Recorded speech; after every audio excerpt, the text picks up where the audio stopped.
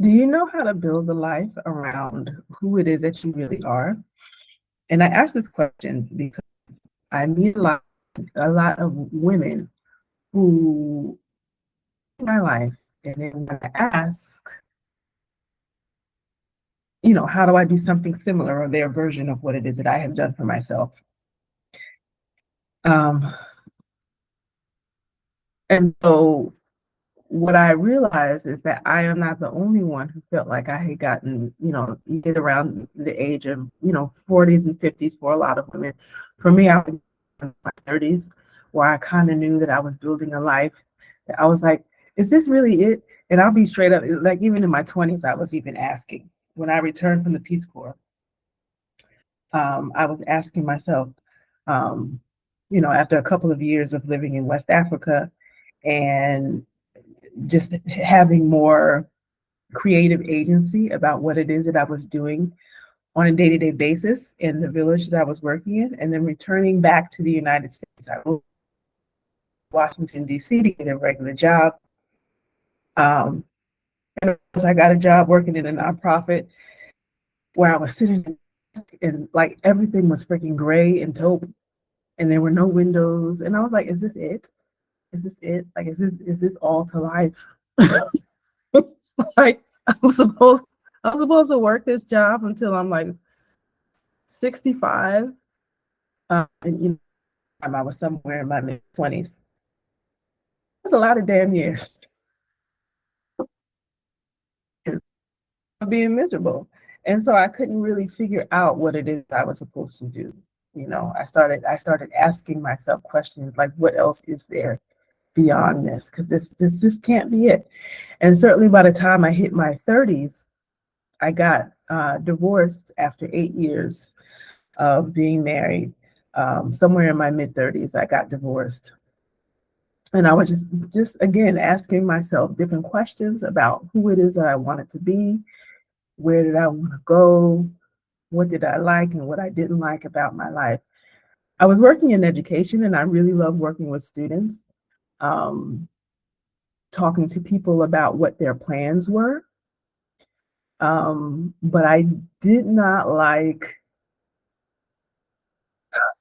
I didn't like the administration that I was working around. I felt like there were a lot. I didn't like the structure of education.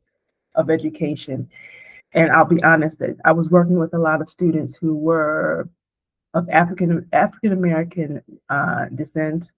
I had a lot of students who were immigrants, and I didn't like the way that the administration was looking at Black and immigrant students, just sort of assuming what their intelligence was and how far they could go in life.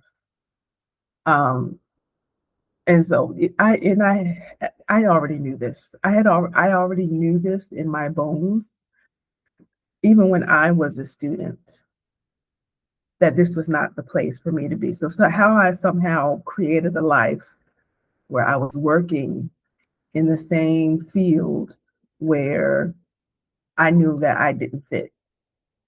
Um, doesn't really make sense. But sometimes, I do know how I wound up in there. Is because you don't know that you have enough agency in your life to create a new thing. We think that in order for us to make change, we have to be able to work within the systems that are already in place. Instead of you just getting up and saying, I'm gonna go over here, y'all can work with what's already here. I'm gonna go over here in this corner and create something new, which is what I'm doing now. Um, and so I've sort of created a life where I got to build a life around who it is that I really am, the things that I'm truly passionate about, things that are exciting to me. And I get to do the work of putting my words, my thoughts, my passions out there in the world, and I offer people an opportunity to opt in to who I am, to connect with me. That's really what these are for. They're to be able to connect with people who have similar interests, similar desires, similar passions. So how to build a life around who you really are. First, you have to stop and audit your life and figure out which desires were inherited. And I'm going to tell you to burn them down. Which desires are yours versus desires that you inherited from other places. Write all that stuff down. Like you can even like take a piece of paper and write on two sides. This is what I want for my life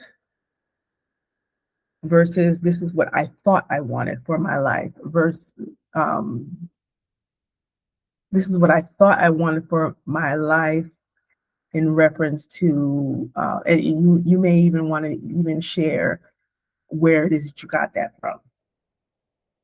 So if you know that you've been struggling with this goal on trying to be a doctor, um, but this was your goal that your parents gave you, and you absolutely freaking hate it. Like you would rather be writing somewhere, or you would rather be painting somewhere, you would rather be traveling somewhere, and you're stuck in a field that that you were not made for. It's important to write this stuff down. I like journaling. If you notice, if you pay any attention to this particular channel, I always talk about journaling. I share journaling. My Substack is based on journaling um, because I think that it's to the sitting down and writing your ideas down and seeing your thoughts on paper is a much different um, experience than just having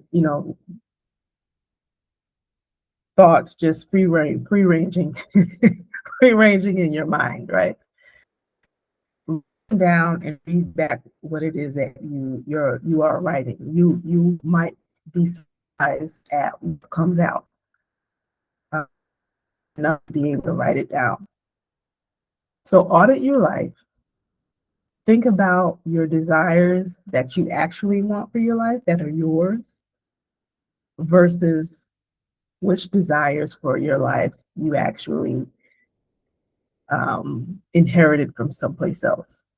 That could be your parents, it could be your religion, it could be, your culture, it could be your country, it could be um, any number. What your education says that you're supposed to be, how you're supposed to behave.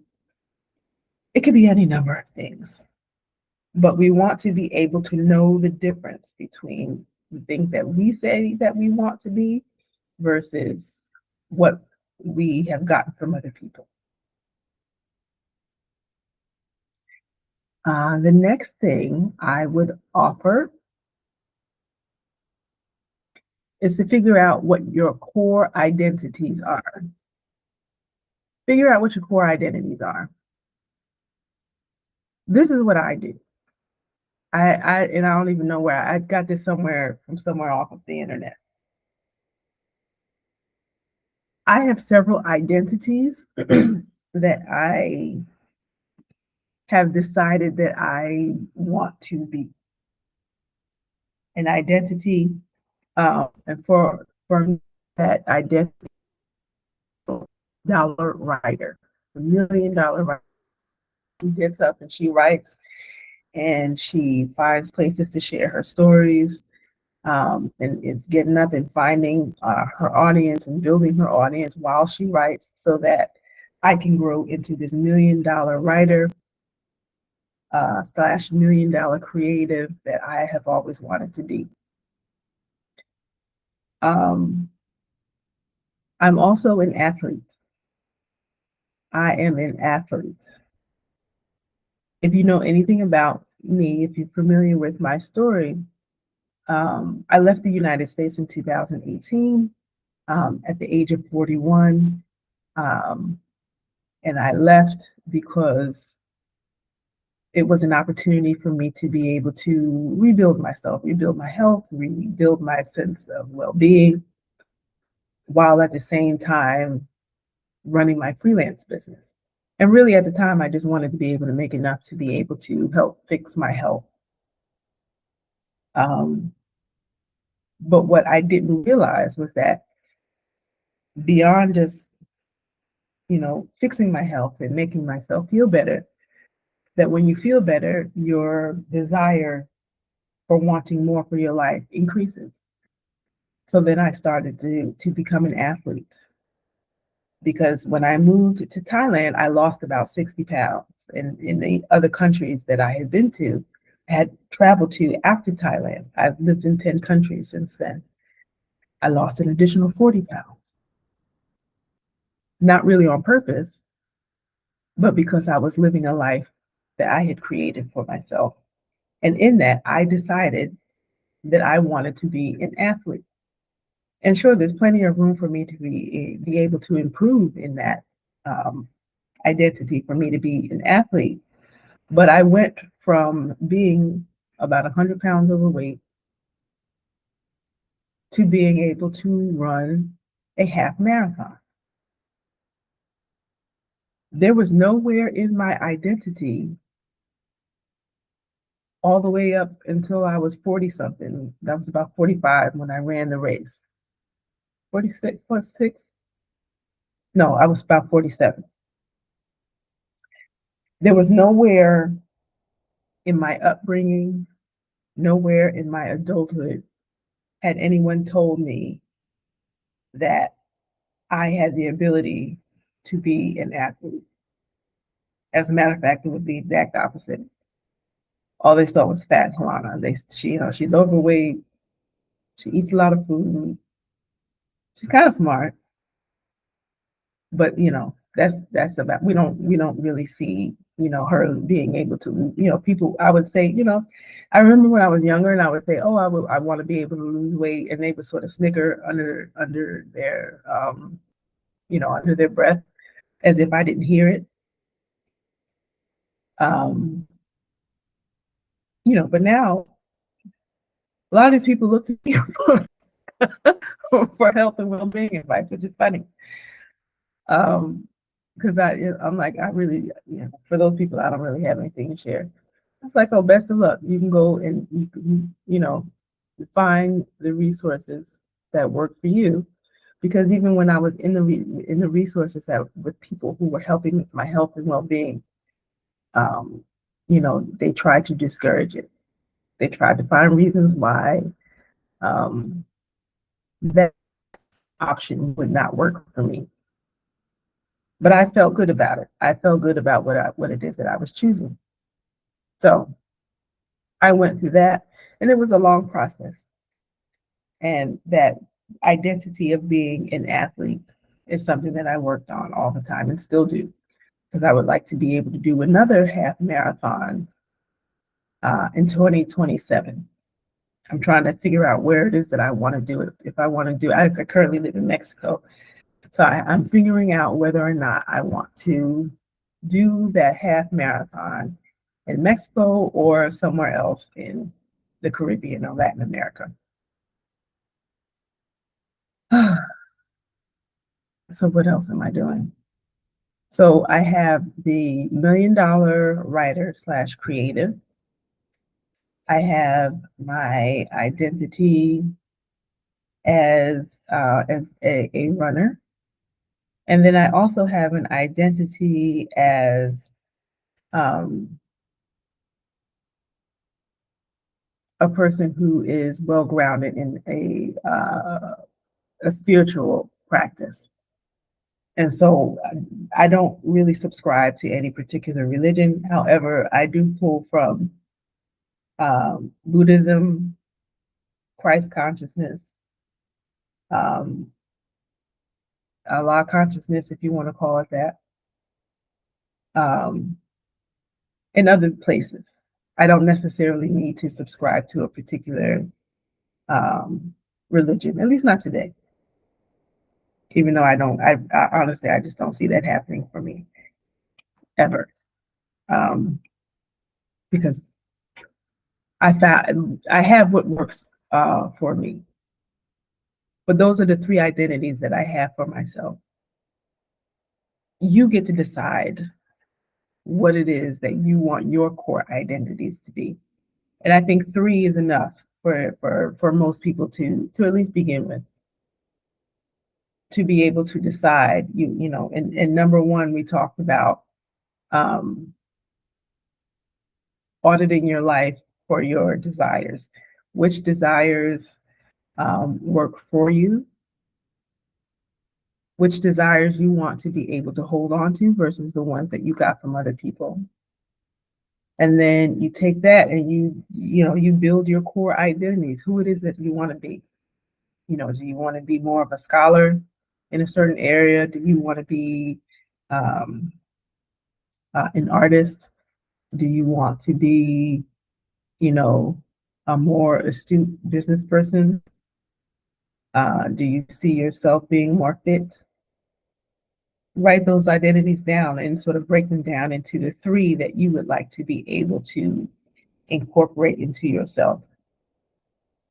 So, in talking about um, the faith-based identity, what I often do is I make time for me to be able to attend um, spiritual retreats.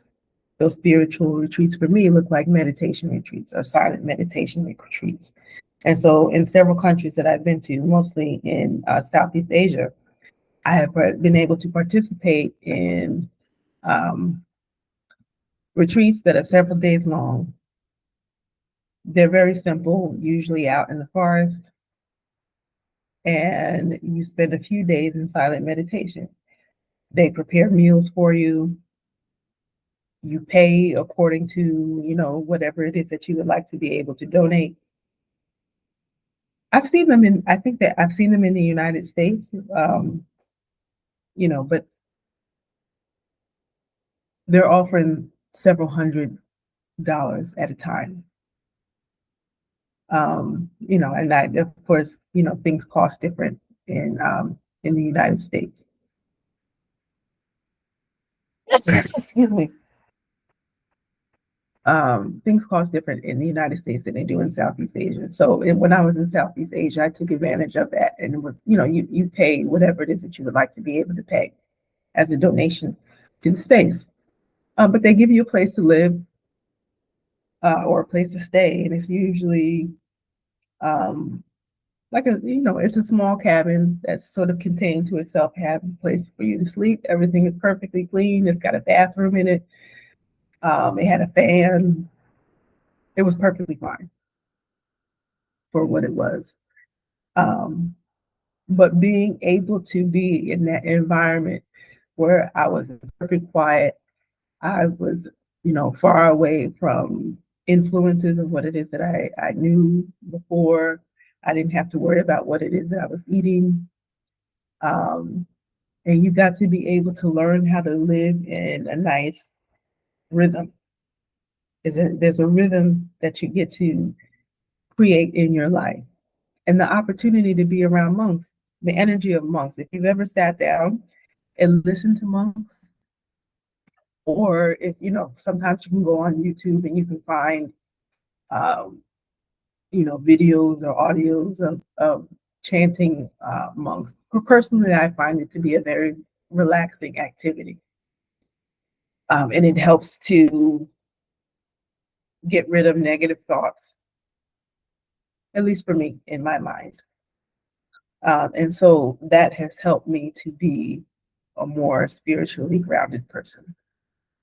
But you have your own thoughts about what it is that makes you be, that contributes to your identity as a spiritually grounded person. Because I sought out what works for me, you can also seek out what works for you at the same time. So find your three core identities that feed each other and use that as sort of a GPS to figure out where it is that you're going in life. Number three, next thing, you want to be able to redefine safety on your own terms. When we live a life that is not of ours, we sort of stay in it longer than what we need to. because we believe that that system that we've already bought into helps to keep us safe. So, for example, if you have a job, but you hate it, you hate going there, you don't like the people that you're around, you're looking at your higher ups and you're like, okay, well, this is my future, but you don't like any of those people. You don't like I used to do that when I was working in education and was working in higher education to be exact. I would look at the people who were around me, people who were higher ups. And at one time, I thought I wanted to do their jobs, right? I thought I wanted to, you know, work my way up the ranks to be able to be a higher up in higher education. But I looked at them at who they were as people, and I was just like, I just like this isn't it. Like this is not what God is calling me to do, to be. Like I don't want to be stuck in these walls for the rest of my life. I'm meant to be doing what it is that I'm doing now, which is I write and I travel the world and I write about what I learned about myself and the world, um, and people love it. I sell my articles. I have books on the way. I ghostwrite for people because I've learned the process of telling a good story. Um, and I love this life for me. I get to be able to teach classes. I teach writing classes from time to time. And I love that. I love that for me because it gives me space and the freedom to be able to decide what I want my life to look like. I have, a weekly newsletter where I get to share my stories, and people who are paid subscribers, we get to have conversations with each other about what it is that we're writing about, and I love that. I love it. I love it. I love it. This is the life that I want to have. So when you are trying to recreate a life on your own terms, to build a life around who it is that you really are, you have to define safety for yourself, which means I'm not telling you to quit your job today, but you definitely want to be able to plan to quit your job. You want to build a life around who you really are, and you know for sure that who you really are does not include the current job you have. Maybe it's a different job, or maybe it's a business that you want to create, or maybe you want to live in a different country. Um, you have to plan for that. There's a level of safety that you have to plan for. When I left the States in 2018, I had clients. So, I tell the story of how I left the United States. People say that they need to have tens of thousands of dollars in the bank. And if you do, that's awesome. I did not. I had $2,000 in the bank. I had $2,000, but I also had um, clients that I was working with. So I had 2,000 in the bank, but I had enough client work to be able to make my life work for where it is that I was going. People worry about things like, all right, well, what about healthcare? I got to be able to pay for healthcare. Well, when you go overseas, healthcare doesn't cost anywhere what it costs in the United States. And in many cases, the healthcare that you receive in other countries will be better than what you would get in the United States. Like for example, for my family who lives in the United States, um, like I people have told me that they were like they needed to see a kidney specialist, and seeing a kidney specialist is quite serious. But they had to wait for a referral. They had to wait a few months, couple months to be able to get the referral. Um, some people they want to be able to use their insurance to be able to see a mental health specialist. Again, they got to wait several months before that actually happens. People need dental work. Just the most basic dental work is going to cost them a few $1,000s. Like, why does it need to be this much?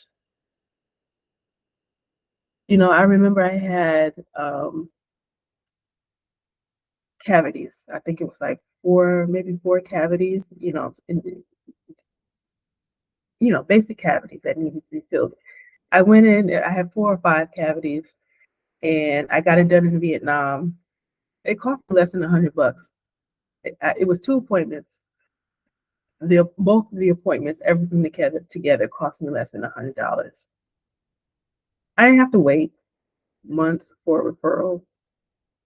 Um, I went in, I made the appointment. I went in the same week. Um, we did the first appointment in 1 week, and I went back the second week. And, I paid as I went during this process. Everything was up to date, everything was perfectly clean. Um, they had equipment that was, at least to me, it looked brand new. Everybody was trained. They had a wonderful bedside manner. Like, it was great. I just didn't have anything to complain about. So people always think that everything in the United States is the best. We should be grateful for what it is that we have in the States. And in some circumstances, I would say yes. But the opportunity for you to be able to make your money, make your American money, and live someplace else is better. It's better. That's really all there is to it. It's better.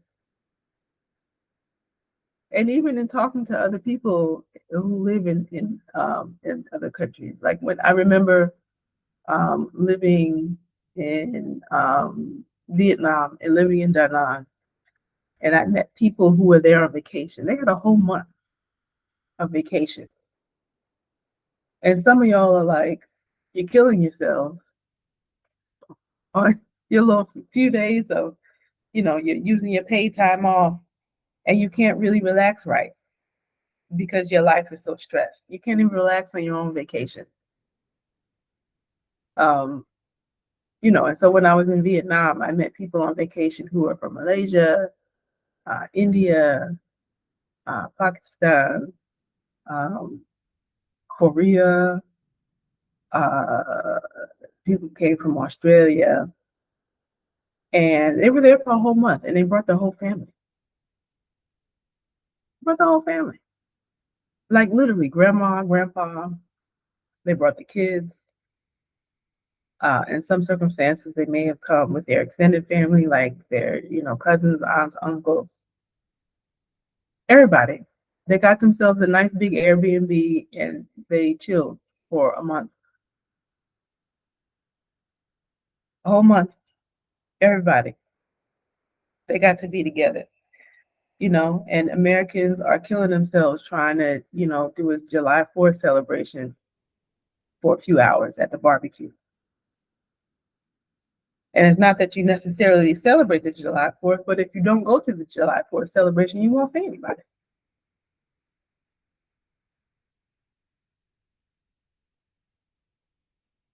July 4th is Independence Day for the United States, for people who are watching this and come from other countries.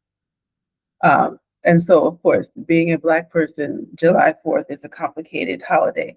We don't necessarily celebrate it. Like, we're not really excited about it. But because we have the day off, we go anyway. You'll go to the family barbecue to go and see everybody. You say hello for a few hours, you eat a couple plates of food, a hamburger and a hot dog, and you go home because you got to get back to work the next day. So you have to be able to create safety on your own terms. Get back to what it is that I was talking about. You have to be able to set up what it is to be safe for you on your own terms. I created safety through having my own business to be able to create clients. You might do that through having a remote job. Your safety might be a safety net, and you're going to decide, I'm going to live on this amount of money for a certain amount of time while I figure other things out. Um, But it's important to have a sense of safety while you are trying to build a life based around who you really are, because otherwise it's just going to be a pipe dream. Building a life around who you are to a lot of people is going to sound crazy as hell because nobody ever told them that that was possible. Most people think that they have to buy into the current status quo of, getting a job. Whether or not you like the job is not really important. Who cares? But you have to change your mindset around that. So redefining safety on your own terms. Take some time to be able to figure out what that means for you. Number 4, treat your life as a continuous laboratory and not a fixed script. So I sort of look at myself, um, like I have visions of who it is that I want to be. And what I will do is I will take the vision and I will write it down. So um, for a lot of years, my life looked like being able to live in several countries, being able to hop around as I wanted to, being able to be a writer and to be able to work on different writing projects. And I've done all those things. It took me some time to be able to figure it out. But then one day I look back and I was like, wow, I really, like, I'm living the vision that I wrote down, that I was looking forward to. Like, we expect it all to be able to come at once. And then one day you look back and you're like, oh, I've about lived all or most of this list. So I need to be able to dream up new things now. I'm at the point where I'm dreaming up new things. Because I remember when I lived in Florida, I was still living in the States and living in Florida, and I wanted to be able to travel. I had no money to travel. I was working as a freelance writer, but I was struggling. It was a mess. I was struggling and trying to figure out how to be able to make enough money to be able to live. And, maybe if I'm lucky, I'll be able to travel. So what I would do, and not even knowing what it is that I was doing, but what I would do, I got up one day and I decided, I'm going to go to the airport. I want to hang out at the airport. And I brought all my stuff, my stuff meaning my laptop, a couple notebooks and some pens, because was going there to go work. That was going to be my co-working place. I'm going to get out of my house, my own apartment, and I'm going to go to the airport. And I'm going to co-work there. And what I wound up doing was I um, went to the airport, went to the departure. I walked through all the places, walked through the terminals, and I found the departure place that was mostly for Latin America. So I'm hearing in my head, departure for Nicaragua, departure for Argentina, um, you're boarding. And I found a place that actually was really quite comfortable. They had like leather chairs, and next to the leather chairs, they had outlets where you could sit down and you can, plug your stuff in. And so I was like, cool, this is my spot. Had no idea that this is actually there. Right. So I'm sitting there, I'm writing for a couple of hours. I get tired. I look up, there's a jewelry place across from where I'm sitting. And one of the things that I really love to do when I go to a new country is buy handmade jewelry. Right. So I go into the jewelry store, not really expecting to buy anything. I'm looking at all the beautiful things. And then, the lady that works in the place, she comes up to me and she's like, do you see anything that you like? And I'm like, oh, thanks, but I'm just kind of browsing. And she says, well, she shows me the stuff that's on sale. And there was that were handmade, really simple. I forget what they were made out of, but they were like they weren't an animal bone or anything. But it was something from a tree. And they had used natural dyes to be able to make it in different colors. And they were like hoop earrings, hoops that were intertwined with one another. And they were only $5. So I bought a pair. $5. I bought a pair, and if I'm not mistaken, and you, if I'm not mistaken, if I'm not mistaken, the earrings were from Nicaragua, and the little package materials that I had gotten it from was, it tells you the story of the people that you were buying them from. So that it was like a small women's group in somewhere in Nicaragua, and it tells you what they made the materials from and how they got the coloring. And I love stuff like that. I like more expensive stuff too, but at the time, $5 was what I could spend. So I, put my earrings on, and I'm walking through the airport, and I stopped off at the baggage store, the luggage store. And at the time, I was really I really wanted a Tumi bag. Um, that's the brand name bag that everybody wanted to have, at least at that time. So I got to check out the Tumi bags. I put my stuff in it to sort of see, how much space was in there, and I'm in the store, and it had, it was the hand held cart with the wheels on it, and I would put my stuff in there to see how heavy it was, and they're like, "Do you want to buy anything?" And I'm like, "No, I'm just looking, but thank you." But just to be able to look at the bags and the colors, and just say, I could see myself buying one of these bags one day, and I'm looking at the price, and I'm like, okay. I don't feel like it's beyond me. I just need to be able to create the circumstances to be able to get the money to be able to buy that bag, the bags that I want. And then, I walked around again, went to the food court, went to, one of those nondescript Chinese restaurants, bought something from one of those little buffets you get your starch with, one or two dishes, you get the chicken and a vegetable dish, a drink for like $7. I bought that.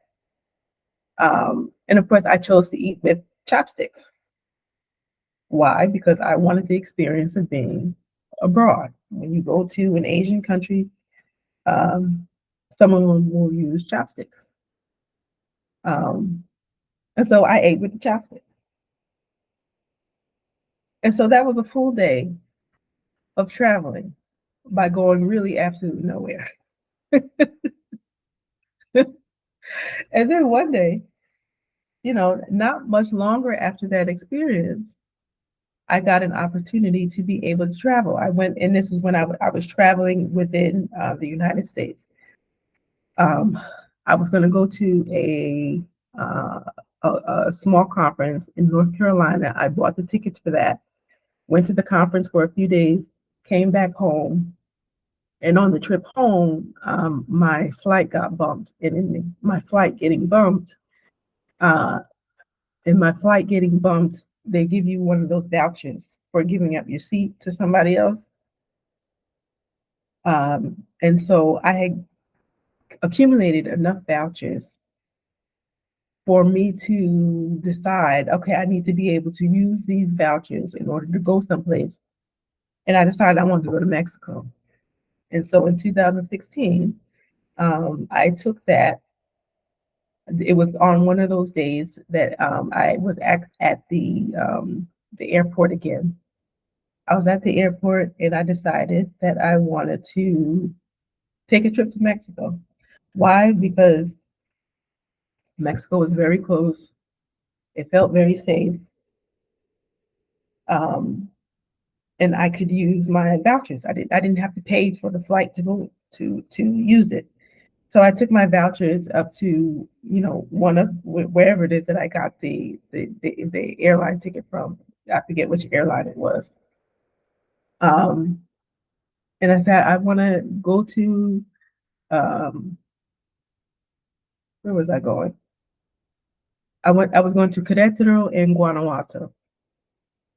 So I was going to Querétaro first. So I had to figure out, the airline and whatever city I need to be able to land in. Um, and I was going to go for 30 days. And I said, well, I'm just going to buy a one-way ticket for now. So I bought the one-way ticket, and the flight, the airline stewardess that was taking my order, I gave her the voucher tickets, and it just so happened that the voucher tickets, she said, you know what, your flight, if you choose this flight on this date, it's the same exact price as the flight that is business class. So would you like to take the business class? And do you know, my silly self, I had to stand there and figure it out. I had to think about it.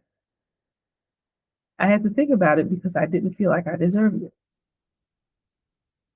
And she, to me, and I didn't feel right. I was like, well, the economy is enough, and the stewardess is just like, no, ma'am. It was literally the exact same price, and I'm literally not even paying for it because I have the voucher. So, like, what difference does it make? Like, treat yourself. like, this isn't like this. Not Let's not make this complicated. And so I did that. I took the business class seat, and I flew into Querétaro. Had a wonderful time.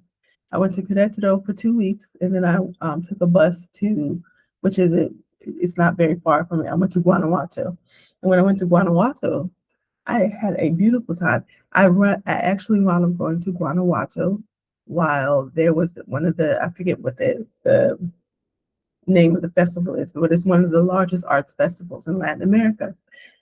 I had no idea that that was the time that I was landing there.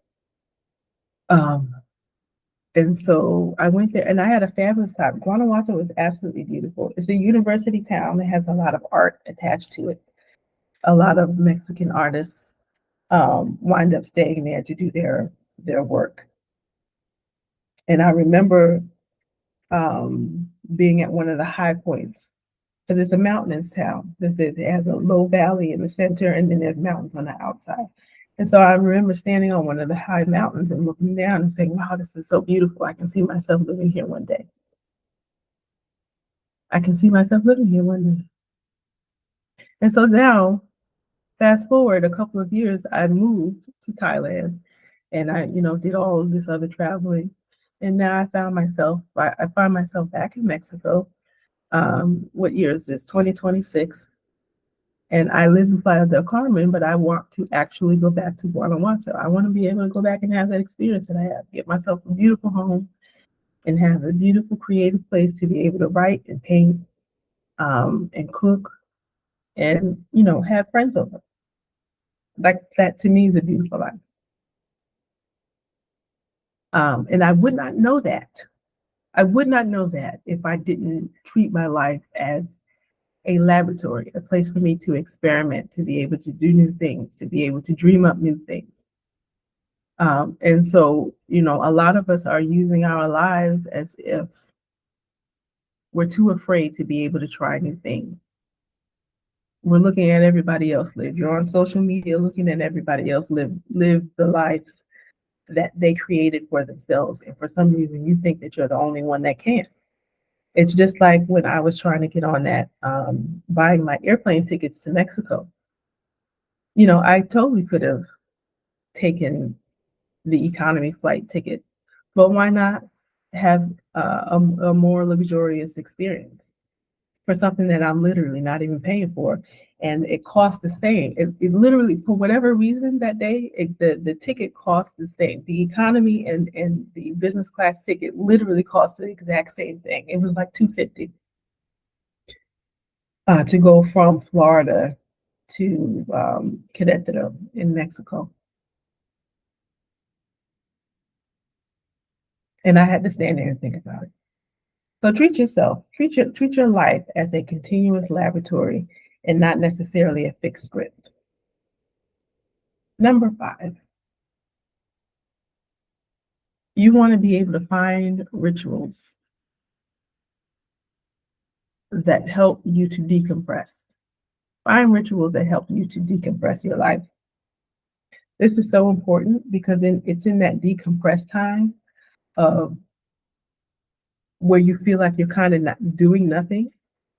A lot of us we feel like we have to be productive all day, every day. You know, like if we're not being productive, then we're not being productive, then we're not doing anything useful. But doing things like journaling, putting your thoughts down on paper, it's not I don't necessarily think of it as that as being productive as it is decompressing. Um, I also like to do tea rituals sometimes. I like to sit down with a hot cup of tea. As of late, I've been really into doing um, drinking cacao. Mexico has some excellent cacao.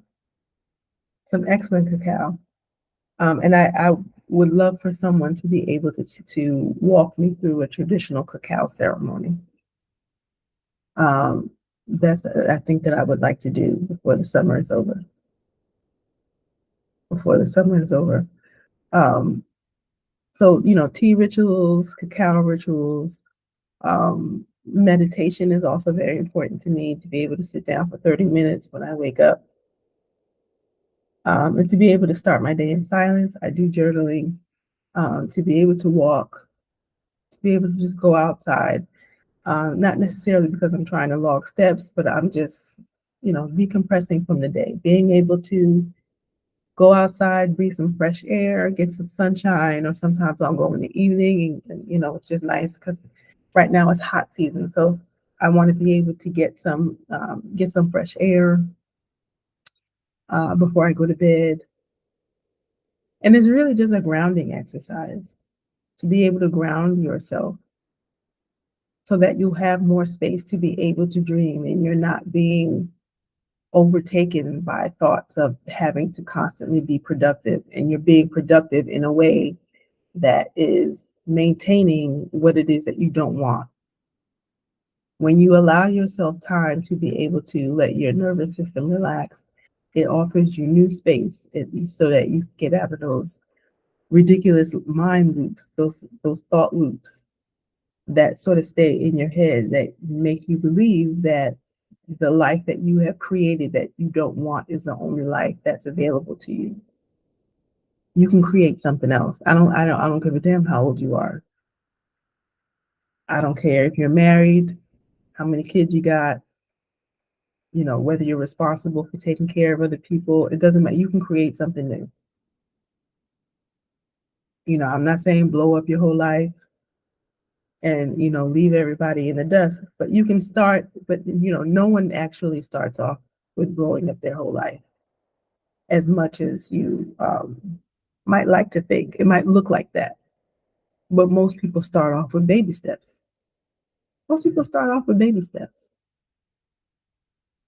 They may be baby steps that other people don't recognize, but those, they started off with baby steps, and the baby steps often start off with writing things down. What do you want, and who do you want to be? So that's what I have to share. I hope that this was useful for you. If you want to stay connected, go ahead and click the subscribe button. I am working towards getting 1,000 subscribers plus 4,000 watch hours because I need to be able to monetize my channel. This is part of my next phase of my life of being uh, of using YouTube as a part of my creative business, my creative business. So click the like button, click the subscribe button so that you can get access to my daily videos. Um, I also have a Substack.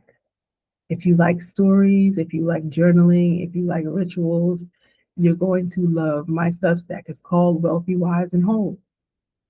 It's at halana.substack.com. You can find the link in the description box or in the first comment box below. Um, so yeah, that's what I have today. Thank you so much for hanging out. Introduce yourself in the comments if you would like. I like to be able to talk to people in the comments. Um, I appreciate you for being here.